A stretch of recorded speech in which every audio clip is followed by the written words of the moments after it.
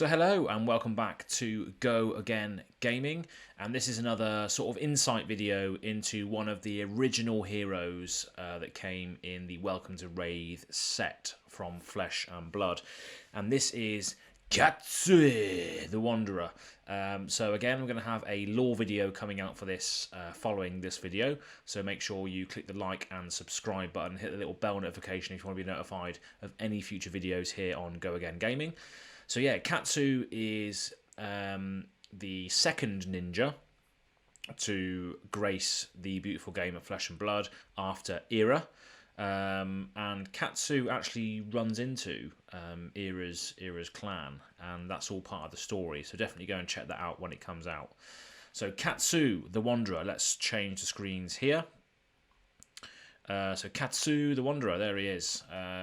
So looking awesome. The animations here really do capture the sort of whirlwind summoning the storm that he does in the story as well as on his cards. So yeah, he's a ninja, so he can use all of the ninja cards, but he can also use a load of his own sort of specialised cards as well that summon this sort of wind and storm element to his character, which is quite cool. So, yes, calm and level-headed, some might underestimate Katsue, mistaking his practical nature for an aversion to violence. However, underneath his peaceful demeanour is a sharp intelligence capable of becoming a deadly force of nature when provoked. In the heat of battle, Katsue can call upon the power of the wind, striking down his opponents with the speed of a hurricane. So it's going to be interesting to see how this plays out in his cards, because when I look at these decks, when I look at these cards and stuff, I haven't really done any research on the cards. I've obviously listened to a few content creators like Red Zone Rogue, and obviously listened to Rudy from Alpha Investments open some packs, and Tolarian Community College speak about the how to play, but I haven't really delved into all of the cards yet. I'm just visiting all of the characters that were sort of introduced to the game a while back, and just going through their sort of trademark cards and how their decks play. So I'm sure there's going to be cards that you can add or remove from these particular decks, or cards that you probably wouldn't see anymore, but let's just view them as they were intended to be viewed. So this is Katsu the Wanderer. I don't know why I pronounce it like that. I'm just trying to be sort of Japanese Katsu with my pronunciations, and as you can see up there, I did start to learn Japanese, as you can see all the books in the background, but yeah, haven't really got back into it for a while, so hoping to pick that up at some point. But yeah, Katsu the Wanderer. So the hero highlights for Katsu: 1,000 strikes. So inspired by classic 1v1 arcade fighting games of the 80s and 90s, Katsu brings good old-fashioned forward punch combo chains to Flesh and Blood. Sequential combos correctly to unleash devastating finishing moves. So yeah, very sort of Street Fighter-esque, spamming the same moves over and over again for maximum efficiency. Hadouken, Hadouken, Hadouken, or what's that, Honda? The Honda one. You can see, obviously these are, there's a couple of fists here. What's it, E-Honda? Does the sort of dun dun dun dun 1,000 slaps, doesn't he, in Street Fighter? So probably that sort of same sort of vibe coming from Katsu here. And then we've got B as the Wind. Ninjas are the most agile class in Flesh and Blood, shown by their unparalleled access to go-again attacks. Blow the enemy away with a tempest of attacks that stretch their defences to breaking point. So yeah, ninjas, Era cared about getting extra go-again attacks, and obviously ninjas are probably the same, so they care about attacking more than once and having a lot of go-again abilities and sort of go-again enablers. So yeah, it's going to be interesting to see how this ninja plays out in opposed to Era. And you can see the aforementioned Era video if you look back on the Hero Insights playlist. You'll be able to see Era as I did the same sort of video for her a while back. So yeah, Katsu. Let's have a look at the hero card for Katsu. So there it is. There it is. So Katsu the Wanderer. Once per turn effect. Obviously you got 4 intellect and 40 life. That is pretty much the standard on the hero cards from Welcome to Rathe. So you got once per turn effect there. When an attack action card you control hits, you may discard a card with cost 0. If you do, search your deck for a card with a combo, banish it face up, then shuffle your deck. You may play it this turn. So that's pretty good. It's sort of discarding cards with 0 cost, so you can go fetch something out with a combo to enable big combo finishes. So that's quite interesting. So it's going to be interesting to see what sort of 0 costs are in here that you can just get rid of. Yeah, obviously cares about combo attacks, which are... I haven't actually seen any combos in this game yet. Obviously, I've looked at Era and Dorinthia, but I haven't actually looked at Katsu yet. So, yeah, and then obviously we got Katsu, the young hero. So again, just exactly the same card, but just with lower life. So it's just a token, really, representing Katsu. Then we have harmonized Kodachi. So this is his trusted weapon. And it's a ninja weapon, dagger, and it's one-handed. So you can actually have 2 of these in your equipment, 1 on each hand, which is interesting. So yeah, it does 1 damage, so it's not that much damage. But then it's got a once per turn action, so you can pay a resource to attack with it.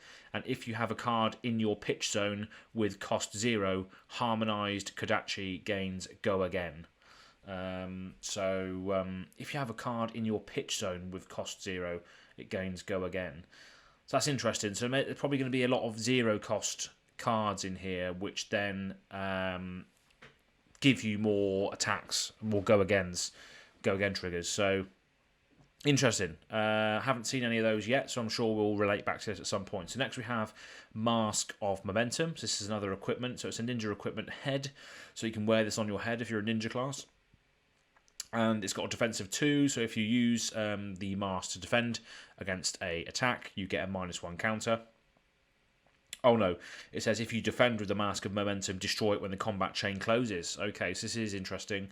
So this goes against what I was saying in the previous videos, where I was like, so if your armor or your greaves or your helmet goes down to 0, once you've got enough -1 defense counters on it, does it break? Probably not. So in this case, you can see here, Blade Break, if you defend with the mask, you destroy it at the end of the combat chain. So I imagine that once you've used your armor on other cards, you can still use the effects of that armor, but you can't actually use it to defend because it's going to have -1 counters on it, which will make the defense effectively 0. So yeah, that answers question as I posed in one of the previous videos. So again, learning every day with this game, the more I go into it. But that is the nature of this channel. I'm very much a noob to this game, so I'm still going to be learning. So yeah, it's all good fun. But you have a once per turn effect on the Mask of Momentum, and it says when an attack action card you control is the 3rd or higher chain link in a row to hit, draw a card. So when an attack action card you control is the 3rd or higher chain link in a row to hit, draw a card. That's very confusing. When an attack action card you control is the 3rd or higher chain link in a row to hit, draw a card. 3rd or higher. So I guess, yeah, the more sort of attack actions you have in the chain link, in the combat chain link, you're going to be able to keep drawing cards and keep playing extra things. So once you get past that point of 3 or more attacks with the mask, you're going to be able to draw a card on one of those things. It's a once per turn effect as well, so you can't abuse that multiple times, which is a bit of a shame. But whenever an attack action card you control is a 3rd or higher chain link in a row to hit, draw a card.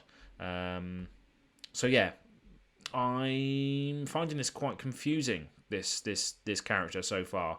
Don't really know what he wants to do. But let's carry on through the cards and have a look at the next one. Breaking Scales. So this is a ninja equipment, so it's arms.